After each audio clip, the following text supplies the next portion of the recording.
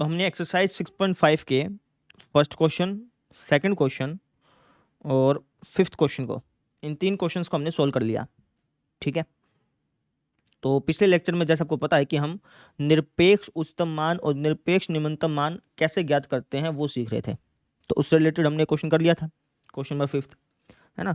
आज के लेक्चर में हम क्वेश्चन करेंगे क्वेश्चन नंबर 7, 8, 9, 10, 11 और 12। ये 6 क्वेश्चन करेंगे, क्योंकि ये 6 के 6 क्वेश्चन निरपेक्ष उच्चतम मान और निरपेक्ष निम्नतम मान से रिलेटेड है, इसलिए, है ना। बाकी के जो क्वेश्चन है वो आपके स्थानीय उच्चतम मान और स्थानीय निम्नतम मान से रिलेटेड है, वो मैंने अभी तक आपको पढ़ाया नहीं है ना। तो पहले ये 6 क्वेश्चन कंप्लीट करते हैं। ये 6 क्वेश्चन सॉल्व करने के बाद आपका निरपेक्ष वाला जो कंसेप्ट है वो कंप्लीट हो जाएगा। उसके बाद फिर स्थानीय वाला स्टार्ट करेंगे। समझ में आ गई?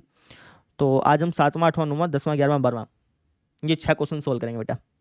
ठीक है, तो 7वां क्वेश्चन देखिए आप। ये 7वां क्वेश्चन क्या कह रहा है? ये क्वेश्चन कह रहा है कि इस अंतराल पर इस फंक्शन के उच्चतम मान और निम्नतम मान ज्ञात करिए। भाई ये जो फंक्शन है ना, वो ये जो फंक्शन है उस इस फंक्शन की इस अंतराल में जो हाईएस्ट वैल्यू है और जो लोएस्ट वैल्यू है वो अपने को ज्ञात करनी है ना। तो कैसे ज्ञात करेंगे? तो मैंने आपको बताया था कि कभी भी आपको क्लोज इंटरवल दे दे, जैसे कि यहाँ पे क्लोज इंटरवल दिया है, तो कभी भी आपको क्लोज इंटरवल दे दे तो इसका मतलब होता है कि वो आपसे निरपेक्ष उच्चतम मान और निरपेक्ष निम्नतम मान पूछ रहा है। चाहे क्वेश्चन में निरपेक्ष लिखा बेशक ना हो, लेकिन अगर क्लोज इंटरवल दे दिया तो इसका मतलब यह है कि वो आपसे निरपेक्ष उच्चतम मान और निरपेक्ष निम्नतम मान पूछ रहा है। ठीक है, तो निरपेक्ष उच्चतम मान और निरपेक्ष निम्नतम मान ज्ञात करने के स्टेप क्या थे?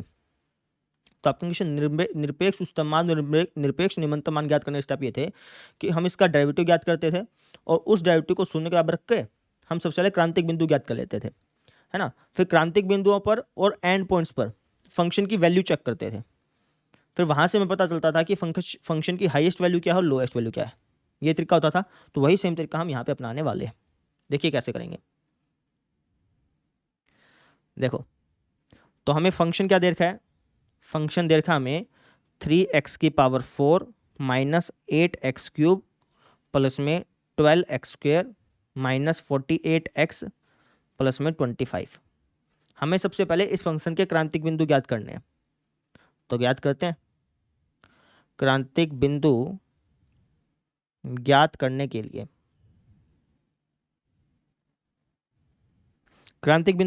लिए स्टेप क्या होता था कि इसका डेरिवेटिव को शून्य के बराबर रख दो। इस फंक्शन का जो डेरिवेटिव है उसको बराबर रख दो शून्य के और वहां से एक्स की वैल्यू निकाल लो। तो इसका डेरिवेटिव क्या होगा?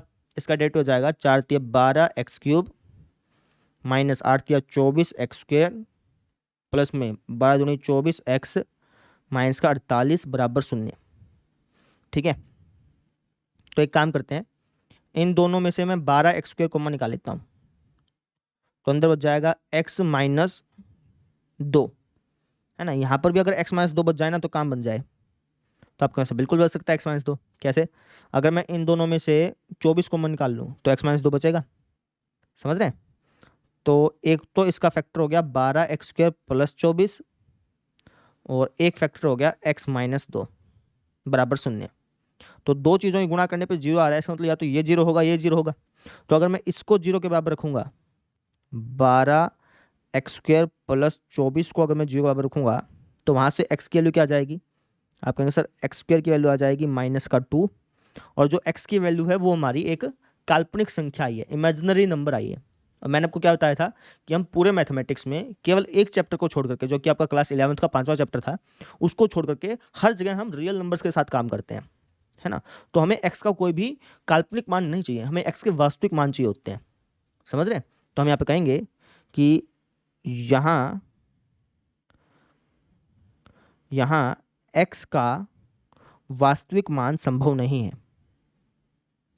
वास्तविक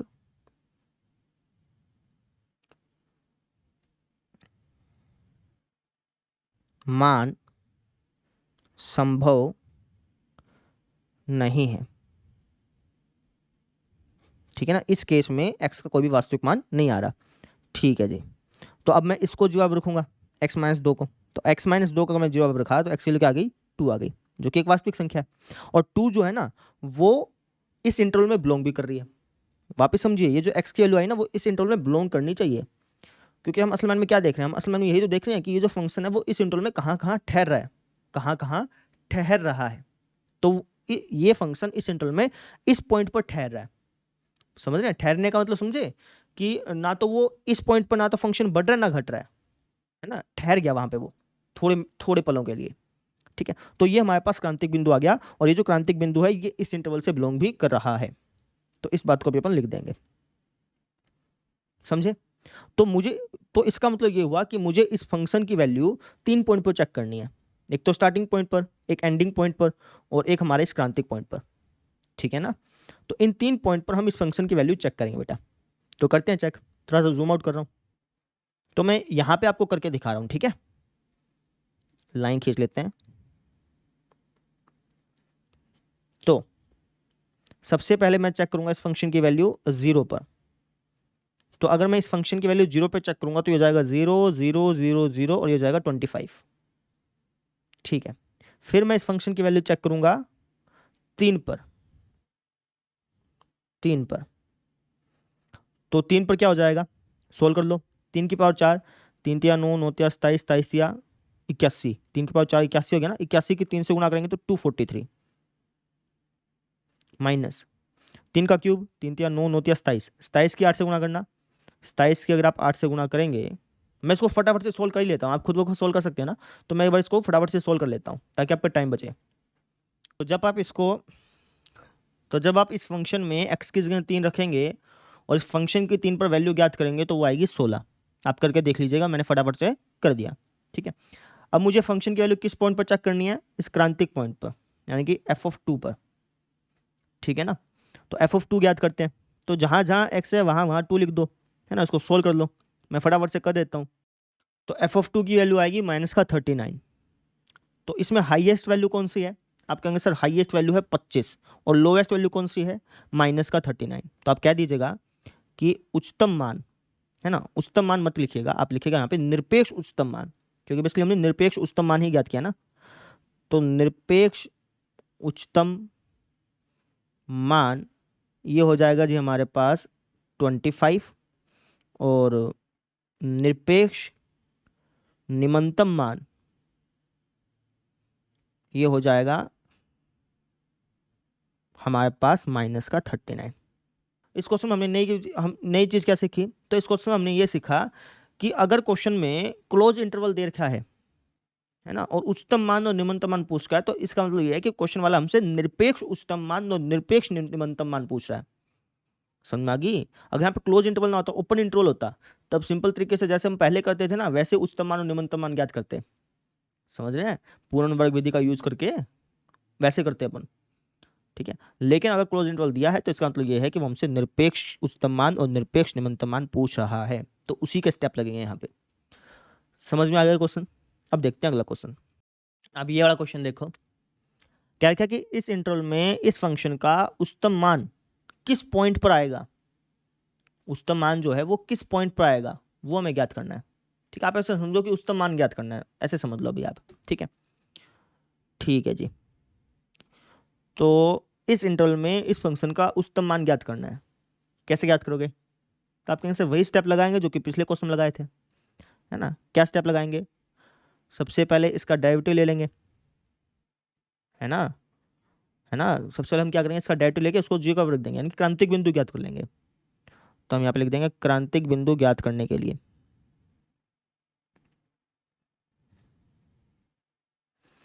क्रांतिक बिंदु कैसे ज्ञात करते हैं, तो आप कहेंगे क्रांतिक बिंदु ज्ञात करने के लिए इसके डेरिवेटिव को शून्य के बराबर रखते हैं, है ना, इस फंक्शन के डेरिवेटिव को बराबर रखते हैं शून्य के।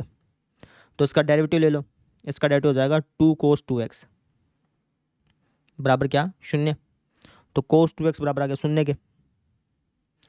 अब cos 2x जीरो कहाँ कहाँ पे होता है, तो आप कहेंगे सर अगर यहाँ पे cos x होता तब तो बताना आसान ही था, क्योंकि cos x के हम ग्राफ से माध्यम से बता सकते थे कि इस इंटरवल में cos x कहाँ कहाँ शून्य होता है। अब यहाँ पे लिखा है 2x, तो 2x कैसे बताएं, है ना।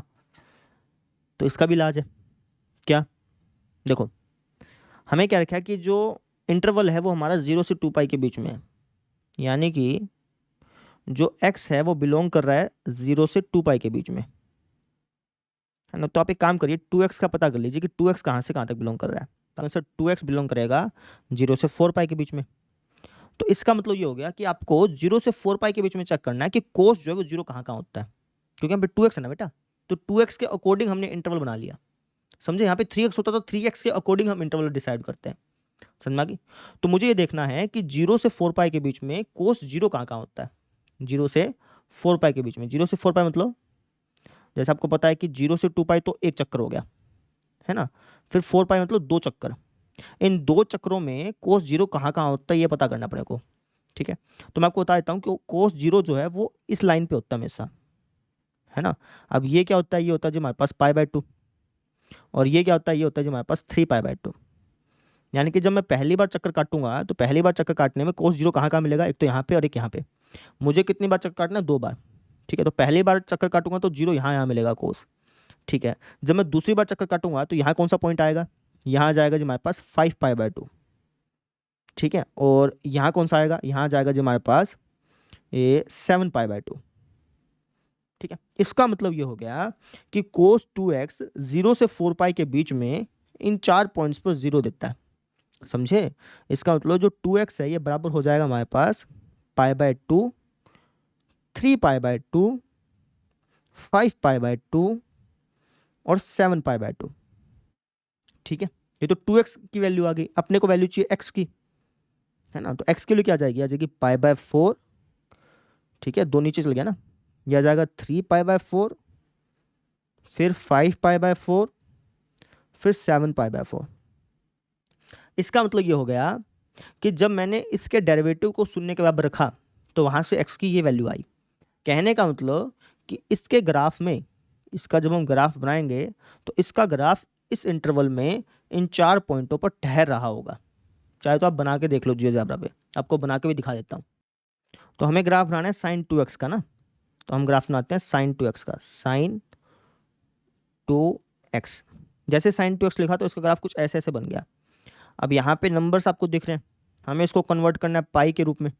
तो इसको कैसे कन्वर्ट करेंगे, सेटिंग पे जाएंगे, है ना। सेटिंग पे जाने के बाद एक्स एक्सिस पे चले जाना, और यहाँ पे जो डिस्टेंस लिखा है ना इसमें तुम सिलेक्ट कर लेना, चाहे पाई सिलेक्ट कर लो, π/2 सिलेक्ट कर लो, आपकी इच्छा है। मैं π/2 सिलेक्ट कर रहा हूँ, बस इसको क्लिक कर देना।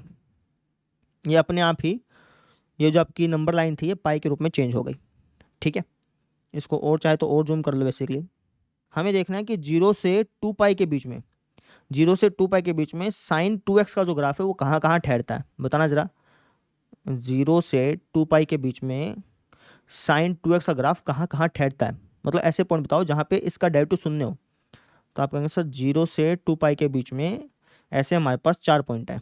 एक तो ये वाला, ठीक है, ये क्या होगा π/4 होगा, ठीक है। और एक ये वाला, ये क्या होगा हमारा, ये होगा जी हमारे पास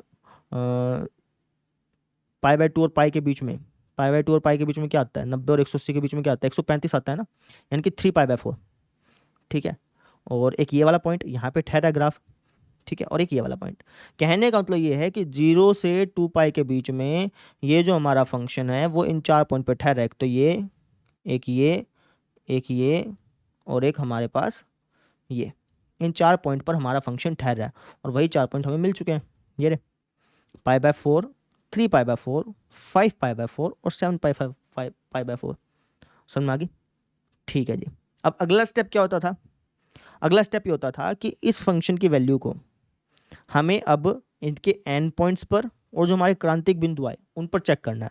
यानी कि इस फंक्शन की वैल्यू को हमें बेसिकली 6 पॉइंट पर चेक करना है। एक ये, एक ये, एक ये, एक ये, एक ये, एक ये। इस फंक्शन की वैल्यू को हमें इन 6 पॉइंट्स पर चेक करना, और वहाँ से हमें पता चलेगा कि इसकी हाईएस्ट वैल्यू कहाँ है और लोएस्ट वैल्यू कहाँ है। समझ में आ गई, ऐसे करना होता है बेटा। करते हैं इसको। तो इस ग्राफ को मैं मिटा रहा हूँ यहाँ से, आपको समझ में आ गया होगा, है ना। तो हम फंक्शन की वैल्यू किन किन पॉइंट पर चेक करेंगे, 2 तो ये और 4 ये, इन 6 पॉइंट पर फंक्शन की वैल्यू चेक करनी पड़ेगी। कर लेते हैं। f(0) पे चेक करना है, f(2 पाई) पे चेक करना है, ठीक है। फिर f(π/4) पर वैल्यू चेक करनी है, इस फंक्शन की 3π/4 पर वैल्यू चेक करनी है, और 5π/4 पर फंक्शन की वैल्यू चेक करनी है, और 7π/4 पर फंक्शन की वैल्यू चेक करनी है। करते हैं चेक। f(0) क्या हो जाएगा, ये हो जाएगा सर sin 2 × 0 यानी कि साइन 0। साइन 0 पे क्या होता है? साइन 0 पे सर जी 0 ही होता है। ठीक है, f(2π) क्या हो जाएगा? f(2) हो जाएगा साइन 2 × 2π यानी कि साइन 4π। साइन 4π पे वैल्यू क्या होती है? तो आप कहेंगे सर साइन 4π मतलब यहाँ पर ना साइन 0 पर जो वैल्यू होगी वही साइन 4π पे वैल्यू होगी। ठीक है, तो साइन 4π पे वैल्यू क्या आएगी? 0 ही आएगी। ठीक है, अच्छा जी, f π/4 की वैल्यू याद करते हैं तो हो जाएगा साइन 2 × π/4 यानी कि साइन π/2। साइन π/2 पे वैल्यू क्या होती है बेटा? 1 होती है। अच्छा जी, ये हो जाएगा साइन 2 × 3π/4 दैट इज साइन 3π/2 यानी कि साइन 270। साइन 270 पे क्या होता है? साइन 270 पे होता है जी हमारे पास -1। ठीक है, 5π/4 पे चेक करते हैं तो हो जाएगा साइन 2 × 5π/4 दैट इज साइन 5π/2। 5π/2 मतलब ये इस पे आ गया वाई एक्स के, वाई ऊपर वाले वाई एक्स पे आ गया, तो इस पे क्या होता है? साइन 1 होता है। ठीक है, तो ये हो जाएगा साइन 2 × 7π/4 यानी कि साइन 7π/2। ये क्या हो जाएगा? ये आप कहेंगे सर वाई एक्स के जो हमारा वाई एक्स है ना उसके नीचे वाले हिस्से में आ गया, दैट इज -1। तो इसमें हाईएस्ट वैल्यू कौन सी है? आप कहेंगे सर हाईएस्ट वैल्यू है हमारी 1। ठीक है, और जो हाईएस्ट वैल्यू है वो किस किस पॉइंट पर आ रही है? हाईएस्ट वैल्यू किस पॉइंट पर आ रही है वो हमें ज्ञात करना था। तो 1 किस पे आ रहा है? 1 तब आ रहा है जब आप x की जगह π/4 और 5π/4 रख रहे हैं। तो आप कह देना अतः इस फंक्शन का निरपेक्ष उच्चतम मान, या फिर आप ऐसे भी बोल सकते थे कि इस फंक्शन का इस इंटरवल में उच्चतम मान, ऐसे बोल सकते थे। ठीक है, इस फंक्शन का निरपेक्ष उच्चतम मान क्या है? 1 है जो किस पॉइंट पर आ रहा है? जो x बराबर π/4 और 5π/4 पर है। समझे? हमसे ही तो पूछा था कि भाई इस फंक्शन का इस इंटरवल में हाईएस्ट मान किस पॉइंट पर आ रहा है? इस पॉइंट पर आ रहा है सर जी π/4 5π/4 पे, और वो हमने ग्राफ में भी चेक कर लिया। तो इस तरीके से इस फंक्शन को सोल्व करना, इस तरीके से इस क्वेश्चन को सोल्व करना था बेटा। यहाँ पर हमने नई बात क्या सीखी? यहाँ पे हमने ये नई बात सीखी कि भाई जैसे cos x बराबर 0 हो तब तो आप आसानी से पता कर लेते हैं, ग्राफ आपको आता है।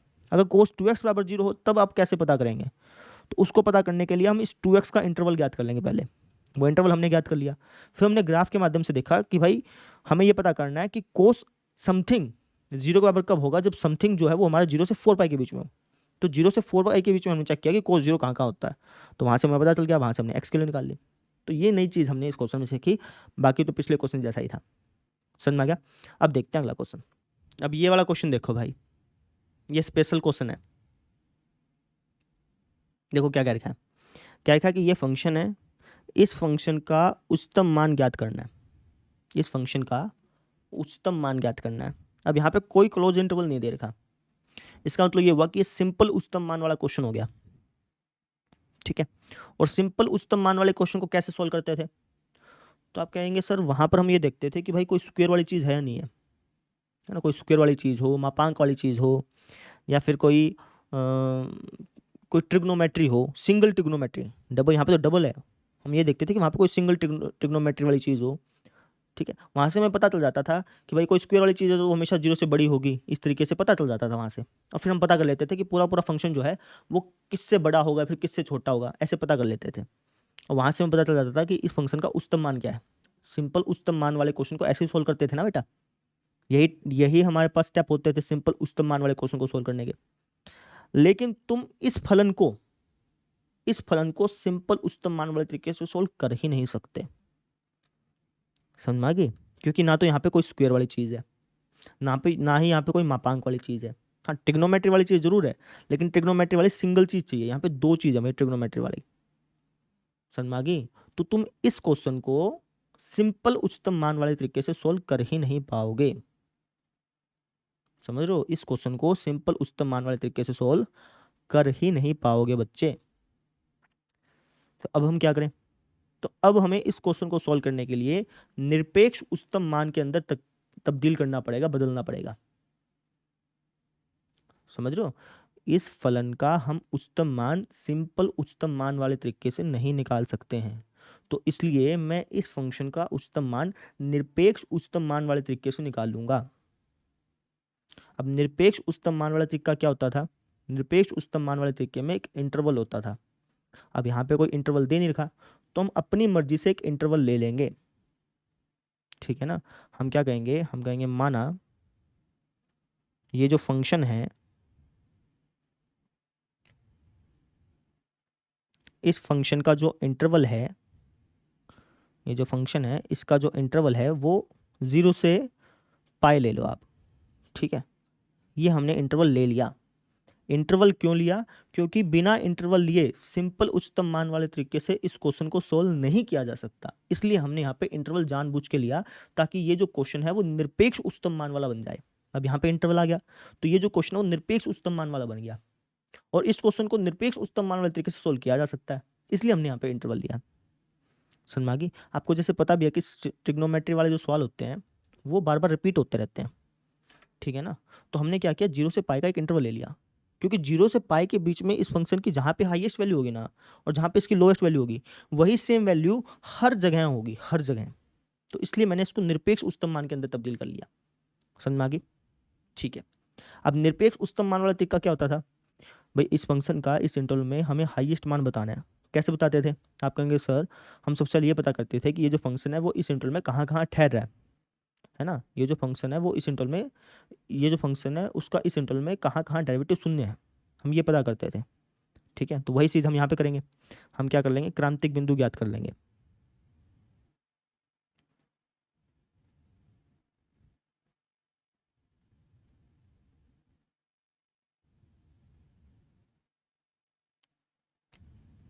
क्रांतिक बिंदु कैसे ज्ञात करेंगे?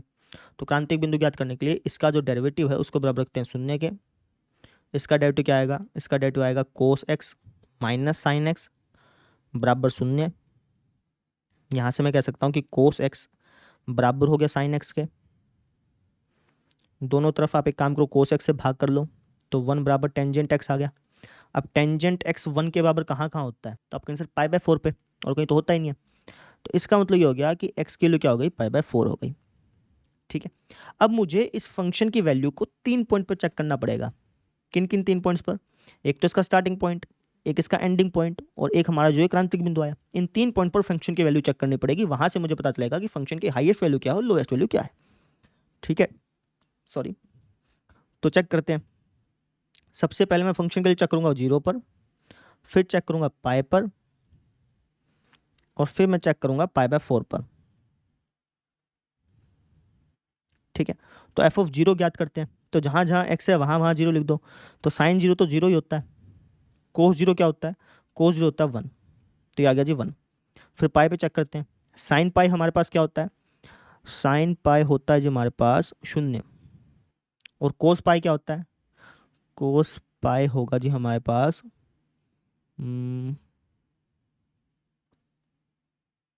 -1, ठीक है। तो ये -1 आ गया। पाई बाय 4 पे चेक करते हैं। साइन पाई बाय 4 पे 1/√2, ठीक है। और कोस पाई बाय 4 पे भी 1/√2। सोल्व करेंगे तो 2/√2, इसको सोल्व करेंगे तो √2, जो कि 1.4 समथिंग होता है।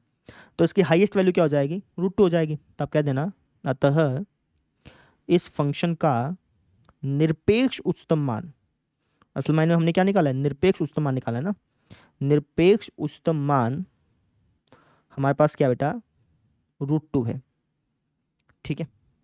अब मेरी बात ध्यान से समझना, बिल्कुल ध्यान से देखो। 0 से पाई के इंटरवल, 0 से पाई के इंटरवल में ये जो फंक्शन है उसकी हाईएस्ट वैल्यू क्या है? √2, ठीक है ना। ये जो फंक्शन है ऐसे ऐसे बनेगा, लहरों की तरह बनेगा।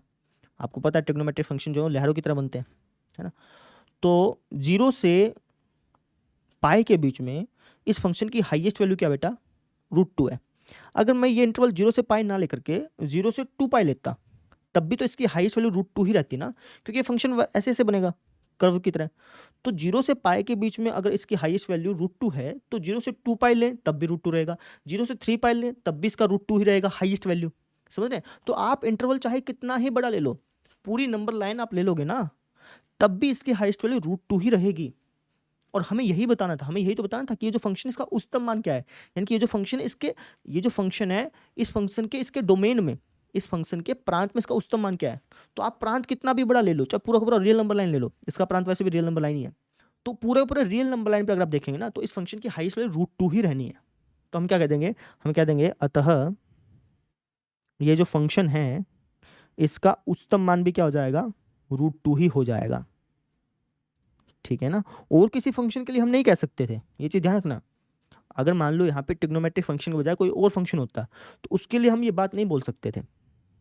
ठीक है, यहाँ पे दोनों फंक्शन ट्रिग्नोमेट्रिक फंक्शन है इसलिए हम ये ऐसी बात बोल रहे हैं। अगर मान लो कि यहाँ पे साइन एक्स की बजाय कुछ और लिखा होता, मान लो एक्स लिखा होता, एक्स प्लस कोस एक्स, तो उसके लिए बात सही नहीं थी, क्योंकि उसका ग्राफ कैसे और भी बन सकता था।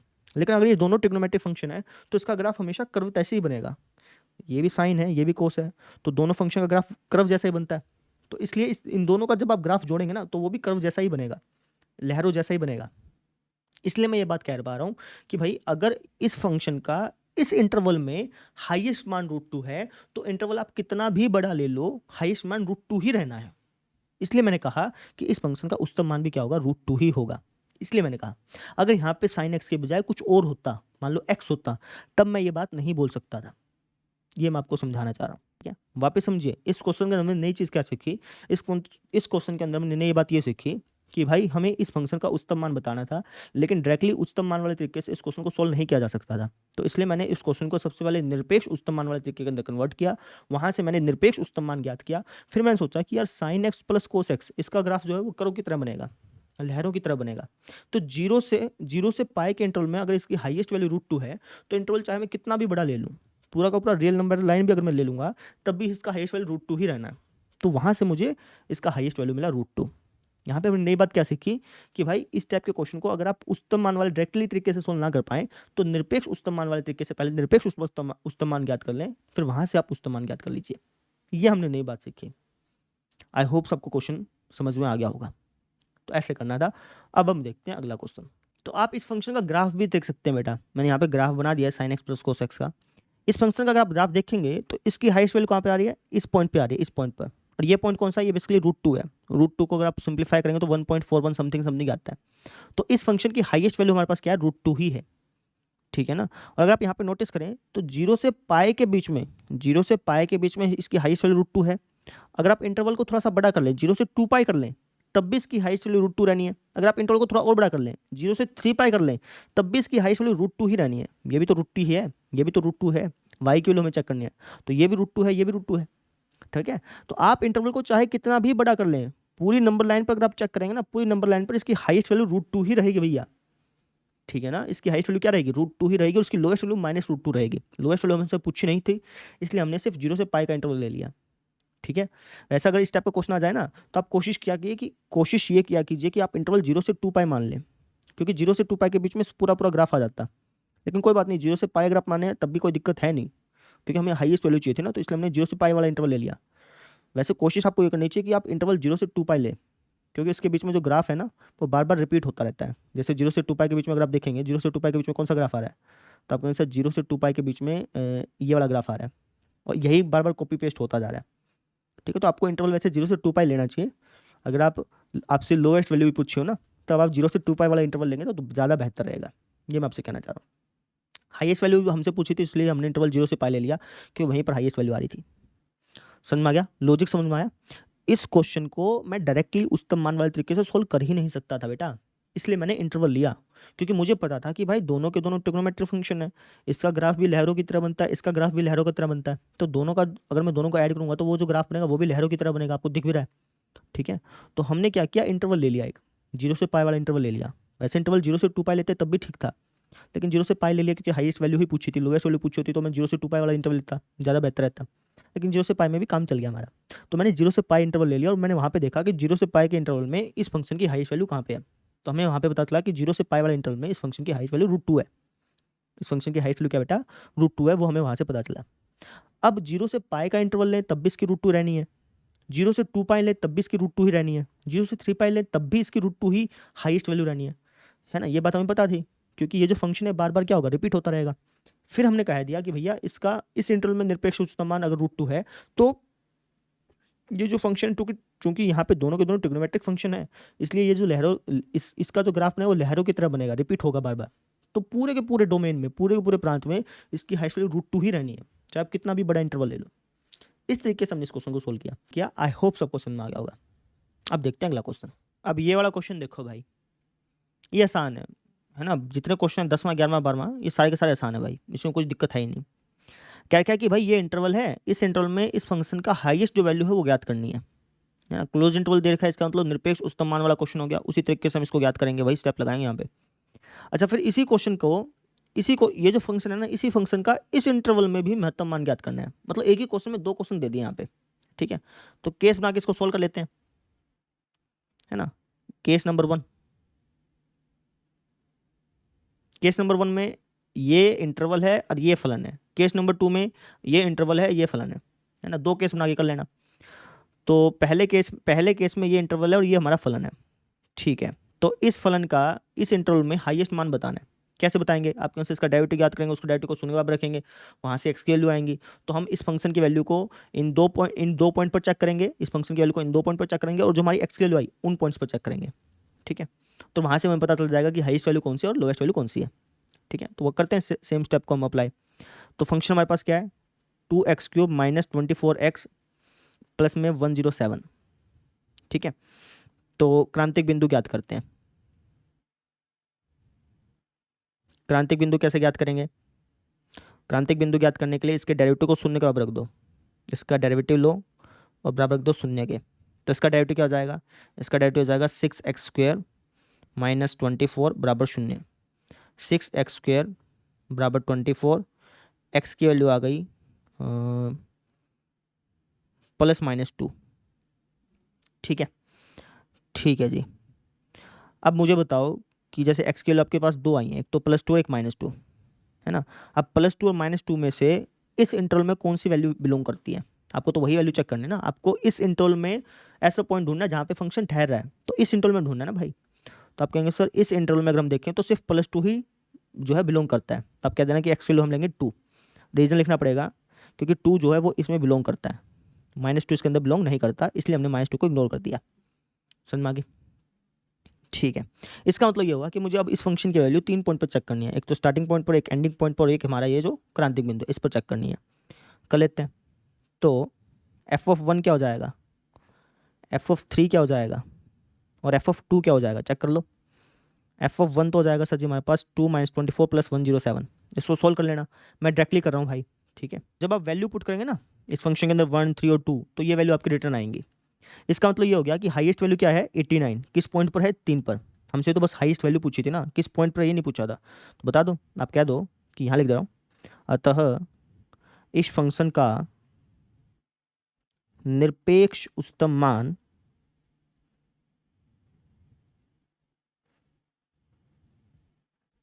89 है।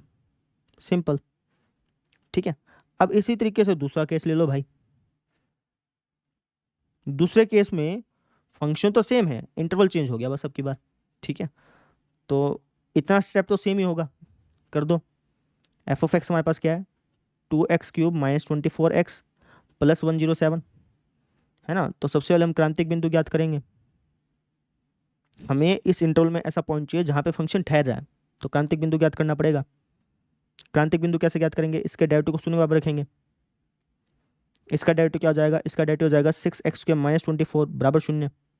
यहाँ से x की वैल्यू क्या आ जाएगी? x की वैल्यू आ जाएगी +-2, है ना। अब मुझे बताओ कि इन दोनों वैल्यूज में से ऐसी कौन सी वैल्यू जो इस इंटरवल में बिलोंग करती है। हमें इस इंटरवल में चेक करना है ना कि कहाँ पे फंक्शन ठहर रहा है। तो आपके सर इस इंटरवल में -2 बिलोंग करता है, तो यानी कि x जो है वो बराबर हो जाएगा -2 के। +2 को क्यों इग्नोर किया? क्योंकि +2 जो है वो इसके अंदर बिलोंग नहीं कर रहा था, इस इंटरवल के अंदर, है ना। -2 ही ऐसा अंक था जो कि इस इंटरवल के अंदर बिलोंग कर रहा था। ये रीजन आपको लिख के आना पड़ेगा, ठीक है। यहाँ पे 2 बिलोंग कर रहा था, यहाँ पे -2 बिलोंग कर रहा है, बस ये फर्क है इसके अंदर। तो बस फंक्शन की वैल्यू चेक कर लो, किस किस पॉइंट पर, एक तो स्टार्टिंग पॉइंट पर, एक एंडिंग पॉइंट पर, और एक हमारा जो क्रांतिक बिंदु है इस पर। यानी कि f(-3) ज्ञात कर लो, f(-1) ज्ञात कर लो और f(-2) ज्ञात कर लो। मैं कर लेता हूँ, आप आराम से कर लेना, ठीक है। तो जब आप करेंगे इसको सोल्व तो ये वैल्यू आपके पास आ जाएंगी। हाईएस्ट वैल्यू कौन सी है? हाईएस्ट वैल्यू सर जी है। तो आप कह देना, यहाँ लिख रहा हूँ, अतः इस फंक्शन का निरपेक्ष उच्चतम मान, निरपेक्ष उच्चतम मान भी कह सकते हो, या फिर आप कहना चाहे तो ऐसे कर सकते हैं कि इस फंक्शन का इस इंटरवल में महत्तम मान, ऐसे बोल सकते हैं। मैं निरपेक्ष लिख के कर रहा हूँ, वैसे आप अगर ऐसे कहेंगे तो तब भी ठीक है बेटा, दोनों ठीक है, कोई गलत नहीं है इसके अंदर। ठीक है, निरपेक्ष उच्चतम मान क्या हो जाएगा, 129 हो जाएगा। लॉजिक समझ में आया? आसान था, कोई दिक्कत थी नहीं, एक ही क्वेश्चन के अंदर 2 क्वेश्चन दे रखे थे बस। ठीक है, अब देखिए आप अगला क्वेश्चन, अब ये वाला क्वेश्चन देखिए, ये भी काफ़ी आसान है। क्या क्या कि भाई ये अंतराल है, इस अंतराल में इस पॉइंट पर जो फंक्शन है ना वो उच्चतम मान दे रहा है ना। अब मेरी बात ध्यान से समझिए, कोई अंतराल अगर आपको दे रखा हो तो उस अंतराल में फंक्शन जो है वो हाईएस्ट वैल्यू कहाँ कहाँ दे सकता है, तो आप कहेंगे सर एक तो एंडिंग पॉइंट्स पर दे सकता है ना, और एक हमारा क्रांतिक बिंदु पर दे सकता है। यही 3 पॉइंट होते हैं ना जहां पे फंक्शन जो है वो हाईएस्ट वैल्यू दे सकता है, एक तो एंडिंग पॉइंट्स पर और एक क्रांतिक बिंदु पर। अब क्वेश्चन में क्या रखा है कि इस इंटरवल में इस पॉइंट पर फंक्शन जो है वो हाईएस्ट वैल्यू दे रहा है, इसका मतलब क्या होगा कि ये जो हमारा पॉइंट है ना वो हमारा क्या होगा, क्रांतिक बिंदु होगा। समझ रहे हैं भाई, फंक्शन हाईएस्ट वैल्यू सिर्फ 3 ही जगह दे सकता है ना, एक तो स्टार्टिंग पे, एक एंडिंग पे, और एक हमारे क्रांतिक बिंदु पे, है ना। तो अगर आप ध्यान से नोटिस करें तो हमसे क्वेश्चन में क्या बोला कि इस इंटरवल में इस पॉइंट पर फंक्शन जो है वो हाईएस्ट वैल्यू दे रहा है, तो इसका मतलब क्या होगा कि ये जो पॉइंट है वो हमारा क्या है, क्रांतिक बिंदु है। ठीक है ना, ये पॉइंट हमारा क्या बेटा, क्रांतिक बिंदु है। अच्छा जी, ये बात हमें दे रखी है, तो हमें ए की वैल्यू ज्ञात करनी है। अब अगर x बराबर 1 हमारा क्रांतिक बिंदु है तो ए की वैल्यू कैसे ज्ञात करेंगे, आपके आंसर बहुत आसान है। क्वेश्चन में हमसे क्या कहा गया वो समझो, क्वेश्चन में क्या लिखा है कि चूंकि, क्वेश्चन में क्या क्या लिखा है कि चूंकि x बराबर 1 जो है वो हमारा इस फंक्शन का f(x) बोल रहा हूँ, इस फंक्शन का क्रांतिक बिंदु है, ये हमसे बोला हुआ है। इस बात का यही मतलब है, हमसे क्या लिखा है ना कि इस इंटरवल में ये जो पॉइंट है इस पॉइंट पर फंक्शन जो है वो हाईएस्ट वैल्यू दे रहा है, इसका यही मतलब है कि ये जो पॉइंट है वो हमारा क्रांतिक बिंदु है। तो उसी बात को मैं यहाँ पे लिख रहा हूँ, हमने कहा कि x बराबर 1 इस फंक्शन का क्रांतिक बिंदु है, क्रांतिक बिंदु है, अतः अगर ये पॉइंट इस फंक्शन का क्रांतिक बिंदु है तो इसका मतलब क्या हो गया, इसका मतलब ये हो गया कि f' बराबर होगा 0 के, है ना, जब x की बराबर वैल्यू हो 1। समझ रहे हैं, आई बात समझ में भाई। अगर मैं आपसे कह दूं कि एक फंक्शन है, उस फंक्शन में x बराबर 1 जो है वो क्रांतिक बिंदु है, इसका मतलब क्या हो गया कि x बराबर 1 पर उस फंक्शन का जो डेरिवेटिव वो 0 होगा। क्रांतिक बिंदु पर फंक्शन का डेरिवेटिव क्या होता है, 0 होता है। तो उसी बात को मैंने यहाँ पे लिख दिया इस तरीके से जजा करके। ठीक है, तो f' याद करते हैं, f' क्या हो जाएगा, ये हो जाएगा पावर डाउन 1 लेस, है ना, ये हो जाएगा हमारे पास 62 टू जा 124x प्लस में a, और आपको x की वैल्यू क्या पुट करनी है, x की वैल्यू पुट करनी है 1 बराबर 0, है ना। तो x की वैल्यू यहाँ पे 1 पुट कर देते हैं, तो हो जाएगा 4 माइनस 124 प्लस a बराबर 0। तो यहाँ से a की वैल्यू आपके पास आ जाएगी, a की वैल्यू क्या आ जाएगी बेटा, a की वैल्यू आ जाएगी सर जी 120। समझे, और वही हमें ज्ञात करना था, हो गया ज्ञात, ऐसे करना था। एक बार मैं वापस से बोल देता हूँ, आपको समझ में आएगा। हमसे क्या लिखा था कि इस इंटरवल में इस पॉइंट पर फंक्शन जो है वो हाईएस्ट वैल्यू दे रहा है। अब कोई भी फंक्शन इंटरवल में हाईएस्ट वैल्यू कहाँ दे सकता है, आपके जैसे स्टार्टिंग पॉइंट पर दे सकता है, एंडिंग पॉइंट पर दे सकता है, या फिर जो क्रांतिक बिंदु उस पर दे सकता है ना। इसका मतलब ये हुआ कि ये जो पॉइंट है वो हमारा क्रांतिक बिंदु होगा, है ना। तो वही बात मैंने कही, मैंने कहा कि भैया जो x बराबर 1 है ना वो इस फंक्शन का क्रांतिक बिंदु है। क्रांतिक बिंदु है तो इसका मतलब क्या हो गया, क्रांतिक बिंदु क्या होता है, क्रांतिक बिंदु होता है जहां पर वो जो फंक्शन है उसका डेरिवेटिव 0 हो। क्रांतिक बिंदु ऐसा पॉइंट होता है जहां पे फंक्शन जो है वो ठहर रहा हो, या फिर आप ऐसे कह लो कि जहां पर उस फंक्शन का डेरिवेटिव क्या हो, 0 हो। तो हमने क्या किया, इस फंक्शन का डेरिवेटिव ज्ञात किया किस पॉइंट पर, x बराबर 1 पे, है ना, dy/dx जब x के लिए 1 हो, चाहे आप ऐसे कह लो। ठीक है, मैंने ऐसे लिख दिया, मैंने इसका डेरिवेटिव ज्ञात किया जब x बराबर क्या हो, 1 हो। तो मैंने इसको ज्ञात किया, सोल्व किया और वहां से एक वैल्यू आ गई।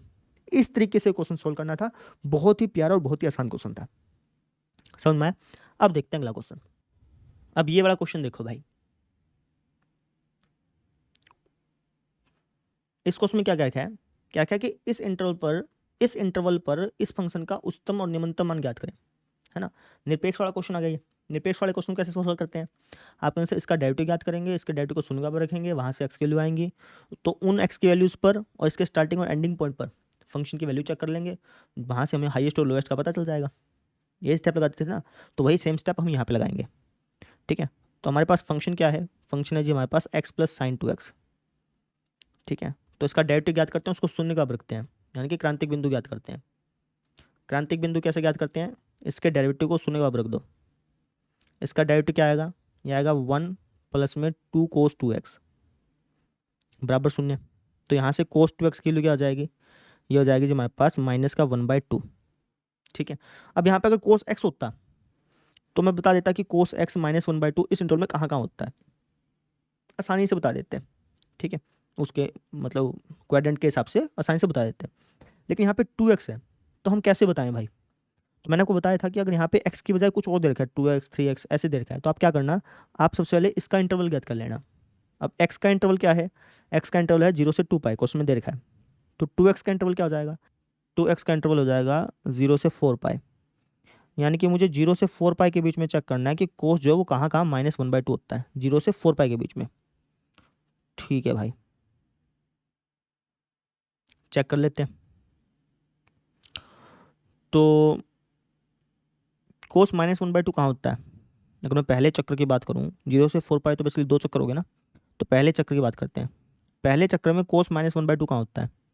आपके आंसर कोस माइनस में होता है इन दो क्वाड्रेंट्स में, है ना। -1/2 मुझे चेक करना है, तो कोस 1/2 होता है 60 पे, है ना। तो इस क्वाड्रेंट में पहुंचने के लिए 180 में से 60 घटाना पड़ेगा, यानी कि 120 डिग्री पे कोस -1/2 होता है। और इस क्वाड्रेंट में पहुंचने के लिए 180 में 60 जोड़ना पड़ेगा, यानी कि 240 डिग्री पे कोस -1/2 होता है। तो पहले चक्कर में ये दो एंगल ऐसा है जहाँ पे कोस जो है वो -1/2 होता है, एक तो ये और एक ये। अब दूसरे चक्र की बात करते हैं। तो दूसरे चक्कर में ये वाला एंगल क्या हो जाएगा? आप कहेंगे सर दूसरे चक्कर में ये वाला एंगल, तो एक काम करेंगे, 360 में 120 जोड़ देते हैं। 360 में 120 जोड़ना, ये हो जाएगा सर 480 डिग्री। तो दूसरे चक्र में ये वाला एंगल 480 डिग्री हो जाएगा बेसिकली, है ना। अच्छा, ये वाला एंगल क्या हो जाएगा? तो आप कहेंगे सर 360 तो यहाँ है, 360 में 240 जोड़ दो, अपने आप ही आ जाएगा। 360 में 240 जोड़ना 600 डिग्री। कहने का मतलब ये है कि दो चक्कर में कोस जो है वो इन चार एंगल्स पे -1/2 देता है। एक तो 120 पे, एक 240 पे, एक 480 पे, एक 600 पे। ठीक है, यानी कि 2x जो है ये बराबर हो गया हमारा 120 डिग्री। इसको रेडियन में तब्दील कर लो, यानी कि 120 डिग्री मतलब 60 दूनी, 60 होता है π/3, यानी कि 2π/3। ये क्या हो जाएगा? ये हो जाएगा 60 चौका, यानी कि 4π/3। ये क्या हो जाएगा? ये हो जाएगा 60 अट्ठा, यानी कि 8π/3। ये क्या हो जाएगा? 60 दायां, यानी कि 10π/3। मैंने रेडियन में तब्दील कर लिया। कहने का मतलब ये है कि जो 2x है वो इन चार के बराबर आ गया। समझ में आ गई? क्लियर है बात? ऐसे करना था। इसके और भी तरीके होते हैं पता करने के, लेकिन ये मुझे ज़्यादा आसान लगता है तो मैं इस तरीके से करवा रहा हूँ। तो x की वैल्यू क्या आ जाएगी? ये जाएगी π/3, दो जो नीचे आ गया ना, 2π/3, 4π/3 और 5π/3। ठीक है ना। इसका मतलब ये हुआ कि मुझे इस फंक्शन की वैल्यू 6 पॉइंट्स पर चेक करनी पड़ेगी। दो तो ये पॉइंट्स हो गए एंडिंग और स्टार्टिंग, और 4 ये पॉइंट हो गए, 4 क्रांतिक बिंदु आए ना हमारे। ठीक है, इसको मिटा रहा हूँ, तो चेक कर लेते हैं फटाफट से। तो फंक्शन की वैल्यू मुझे किस किस पॉइंट पर चेक करनी पड़ेगी? एक तो 0 पे, है ना, एक 2 पाई पे, एक π/3 पे, ऐसे ही फिर 2π/3 पे, है ना, फिर 4π/3 पे, और फिर 5π/3 पे। इन पे मेरे को चेक करनी पड़ेगी। फटाफट से चेक करते हैं। 0 पे तो चेक करना आसानी है, ये हो जाएगा 0 प्लस में साइन 0। साइन 0 होता है 0 + 0 यानी कि 0। फिर 2 पाई पे चेक करते हैं, ये हो जाएगा 2 पाई। हाँ, अब देखो थोड़ा सा दिमाग लगाना पड़ेगा। ये हो जाएगा हमारे पास 2 पाई प्लस में साइन 4 पाई। साइन 4 पाई पे क्या होता है? साइन 4 पाई पे होता है जी हमारे पास, जो साइन 0 पे होगा वही साइन 4 पाई पे होगा बेसिकली, क्योंकि वहीं पे आ गए ना अपन, साइन 4 पाई घूम करके वहीं पे आ गए ना। तो साइन 0 पे क्या होता है? वही साइन 4 पाई पे होगा, यानी कि 0, यानी कि आ गया 2 पाई। ठीक है, अब π/3 पे चेक करते हैं, तो हो जाएगा π/3 प्लस में साइन 2π/3। साइन 2π/3 पे कितना होता है बेटा? यानी कि साइन 120 डिग्री पे, साइन 120 डिग्री पे होता है जी हमारे पास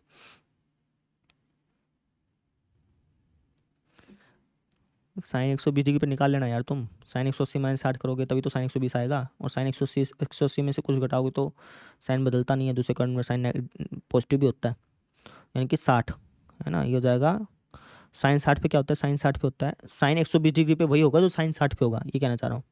ठीक है। साइन 60 पे क्या होता है, साइन 60 पे होता है भैया √3/2। समझ रहे हैं? ऐसे वैल्यू ज्ञात कर लो एक बार आप। ठीक है, मैं फटाफट से यहाँ पे कर देता हूँ क्योंकि फिर आपका टाइम वेस्ट होगा, फिर वैसे ही समझने में खिचड़ी सी बन जाएगी। तो बस इनकी वैल्यू ज्ञात कर लेना, मैं यहाँ पे कर लेता हूँ। ठीक है, तो जब आप सोल्व करेंगे तो आपको कुछ ऐसा ऐसा वैल्यू मिल जाएगा। इसको आप खुद ब खुद कर सकते हैं, इसलिए मैंने आपको करवाया नहीं। ठीक है, अब मुझे बताना है कि यार इनमें से हाईएस्ट कौन सा है, कैसे बताएं? तो आप कहेंगे सर इनको पहले तो नंबर के अंदर चेंज करो, फिर ही पता चलेगा ना। अप्रोक्सीमेटली नंबर के अंदर वैल्यू चेंज कर लो इसकी, चाहे रफ में कर लो, है ना। मैं यहाँ पे लिख के दिखा देता हूँ, आप चाहे तो रफ में कर सकते हैं। तो ये तो नंबर के अंदर पहले कन्वर्ट है, इसके अंदर तो कोई दिक्कत है ही नहीं। इस 2 पाई को नंबर के अंदर चेंज कर लेते हैं। तो पाई की अगर मैं नंबर के अंदर वैल्यू पूछूँ तो पाई की वैल्यू होती है 3.14। उसका जब आप 2 से मल्टीप्लाई करेंगे तो ये हो जाएगा 6.28 अप्रोक्सीमेटली, है ना। अप्रोक्सीमेटली है सारी वैल्यू। अच्छा, इसकी भी अप्रोक्सीमेटली वैल्यू याद कर लेते हैं। तो पाई की वैल्यू होती है 3.14, उसको जब मैं 3 से भाग करूँगा तो ये अप्रोक्सीमेटली आएगा 1.05। ठीक है, प्लस में √3 की वैल्यू होती है, √3 की वैल्यू होती है 1.7 समथिंग समथिंग। उसको जब आप 2 से भाग करेंगे तो ये आएगा 0.87। ठीक है, भाग करके देख लीजिएगा, ऐसे आएगा। ठीक है, तो इसको आप जोड़ लेना, जोड़ना चाहें तो। मैं जोड़ नहीं रहा हूँ क्योंकि जोड़ने की जरूरत पड़ेगी नहीं असल में, है ना। रफ का काम है ये, फेयर का काम नहीं है, रफ का काम है बेसिकली। अगर आप फेयर में लिखेंगे तब भी कोई दिक्कत नहीं है। इसको सोल्व करते हैं। यहाँ पे 2 पाई माइनस √3/2 है ना। 2 पाई मतलब 6.28, है ना। और √3/2 की वैल्यू हमने क्या निकाली थी, ये आई थी सर 0.87। तो ये कुछ ऐसा ऐसा हो जाएगा। इसको सोल्व करते हैं। तो π/3 हमारे पास क्या था 1.05, इसकी 4 से गुना कर लो। इसकी 4 से गुना करें तो क्या आएगा, ये आएगा जी हमारे पास 4 पंजे 20, 2 असले ऊपर। ठीक है, फिर 4 कम 4 यानी कि 4.20। 4π/3 होगा 4.20। इसमें √3/2 जोड़ लो यानी कि 0.87 जोड़ लो, ये हो जाएगा। इसको सोल्व करते हैं। π/3 हमारे पास क्या था 1.05, इसकी 5 से मल्टीप्लाई कर लो यानी कि 5 5 25, 2 असले ऊपर। ठीक है, और 5 कम 5, ये आएगा 5.25। जब आप इसको सोल्व करें तो 5.25 आएगा इसकी वैल्यू। और √3/2 क्या था 0.87। तो कुछ ऐसा ऐसा हो जाएगा। तो इन सभी वैल्यूज में से हाईएस्ट वैल्यू कौन सी है, आपने सर इन सभी वैल्यूज में से हाईएस्ट वैल्यू ये वाली 6.28 यानी कि 2 पाई। तो आप क्या दीजिए, तो निरपेक्ष उच्चतम मान, निरपेक्ष उच्चतम मान कह लो, या फिर आप ऐसे भी कह सकते हो कि इस फंक्शन का इस इंटरवल में उच्चतम मान, ऐसे भी बोल सकते हो, कोई दिक्कत नहीं है। क्या हो जाएगा, ये हो जाएगा सर जी हमारे पास 6.28 यानी कि 2 पाई। यहाँ पे 2 पाई लिख देना, ये तो उच्चतम मान आ गया। और इस फंक्शन का इस इंटरवल में निम्नतम मान क्या भैया, निम्नतम मान है सर जी 0, क्योंकि 0 से तो कोई छोटा है ही नहीं ना। ये भी पॉजिटिव है, ये भी पॉजिटिव है, ये भी पॉजिटिव है, ये भी पॉजिटिव है, सारे 0 से बड़े हैं, बस यही 0 है जो सबसे छोटा है। तो इस तरीके से उच्चतम मान और निम्नतम मान हमने ज्ञात किया। यहाँ पे हमने नई बात क्या सीखी, ये नई बात तो वैसे थी नहीं, ये बात तो मैंने पहले बताई रखी थी, है ना। हमने ये नई बात ये सीखी कि भाई इसको नंबर्स के अंदर कन्वर्ट करके हमने पता किया कि हाईएस्ट कौन सा है, लोवेस्ट कौन सा है। बस ये नई बात थी, वो तो बाकी सारा सेम ही था। ठीक है, तो इस तरीके से हमारा निरपेक्ष उच्चतम मान और निरपेक्ष निम्नतम मान ज्ञात करने वाला जो टॉपिक था वो कंप्लीट हो गया। अभी तक हमने 2 बातें सीखी हैं कि अगर किसी क्वेश्चन में सिंपली आपको उच्चतम मान और निम्नतम मान ज्ञात करना है तो उसके स्टेप क्या हैं वो हमने सीख लिए। उसके स्टेप क्या है, उसका स्टेप ये है, स्टेप नहीं है बेसिकली, उसकी ट्रिक्स हैं बेसिकली, है ना। क्या स्टेप्स हैं बेसिकली, स्टेप का ट्रिक एक ही बात है यार। क्या चीज़ करनी होती है वहाँ पे, अगर मुझे सिंपल उच्चतम और निम्नतम मान ज्ञात करना है तो मुझे वहाँ पे क्या चीज़ करनी होती है, मुझे वहाँ पे या तो स्क्वायर वाली चीज़ पकड़नी पड़ती है वहाँ पे, है ना। मुझे वहाँ पे कहना पड़ता है कि जो स्क्वायर वाली चीज़ है वो 0 से बड़ी है, तो उसको मैं फिर फंक्शन के अंदर तब्दील कर लेता हूँ। या फिर कोई मॉडुलस मिल जाए तो मैं वहाँ पे कह सकता हूँ ये जो मॉडुलस है वो 0 से बड़ा है, तो उसको मैं फिर फंक्शन के अंदर तब्दील करके पता कर लेता हूँ जो फंक्शन है वो किस पॉइंट से बड़ा है, किस पॉइंट से छोटा है, ऐसे पता कर लेता हूँ। या फिर मुझे पूर्ण वर्ग विधि का यूज़ करना पड़ता है उसको स्क्वायर के अंदर तब्दील करने के लिए, है ना। तो सिंपल उच्चतम और निम्नतम मान वाले क्वेश्चन आ जाए ना, तो इस तरीके से अपन उसको सोल्व करते हैं। अगर मुझसे क्वेश्चन पूछ लिया जाए निरपेक्ष उच्चतम मान या फिर निरपेक्ष निम्नतम मान वाले, तो उस टाइप के क्वेश्चन को कैसे सोल्व करते हैं, उस टाइप के क्वेश्चन में हम उस इंटरवल में ऐसा पॉइंट ढूंढते हैं जहाँ पे फंक्शन का डेरिवेटिव शून्य हो, फंक्शन का डेरिवेटिव क्या हो, शून्य हो। ऐसे पॉइंट हमें मिल जाते हैं। मान लो कि हमें पॉइंट मिल गया C1 C2, ऐसे पॉइंट मिल गए। फिर हम क्या करते हैं, फिर हम फंक्शन की वैल्यू चेक करते हैं। किन किन पॉइंट पर, एक तो इन पॉइंट्स पर, है ना, और एक हमारा स्टार्टिंग पॉइंट पर, और एक हमारा एंडिंग पॉइंट पर। यहाँ से हमें पता चलता है कि भैया हाईएस्ट वैल्यू कहाँ है और लोएस्ट वैल्यू कहाँ है ना, हाईएस्ट वैल्यू कौन सी है और लोएस्ट वैल्यू कौन सी है, यहाँ से हमें पता चलता है। तो इस तरीके से हम सोल्व करते हैं निरपेक्ष उच्चतम और निम्नतम मान वाले क्वेश्चन को। ठीक है, तो इसके तो मैंने क्वेश्चन कराई दिए थे, पहला और दूसरा क्वेश्चन इसी के थे, उच्चतम और निम्नतम मान वाले क्वेश्चन इसी के थे। फिर मैंने आपको कराया निरपेक्ष उच्चतम और निरपेक्ष निम्नतम मान वाले क्वेश्चन, वो भी मैंने आपको कंप्लीट करा दिया। अब अगले लेक्चर में हम सीखेंगे कि कैसे हम स्थानीय उच्चतम मान और स्थानीय निम्नतम मान ज्ञात कर सकते हैं। समझे, तीनों के स्टेप्स अलग अलग हैं, है ना। जब आपको सिंपल उच्चतम और निम्नतम मान ज्ञात करना है तो आप ऐसे ज्ञात करिए, जब आपको निरपेक्ष उच्चतम और निम्नतम मान ज्ञात करना है तो आप ऐसे ज्ञात करिए, और जब आपको स्थानीय उच्चतम और स्थानीय निम्नतम मान ज्ञात करना है तो वो कैसे ज्ञात करेंगे वो मैं आपको कल बताऊंगा। ठीक है, तो कल हम इस टाइप वाले क्वेश्चन सॉल्व करेंगे। ठीक है, कल मिलते हैं फिर, आज के लिए इतना ही, थैंक यू।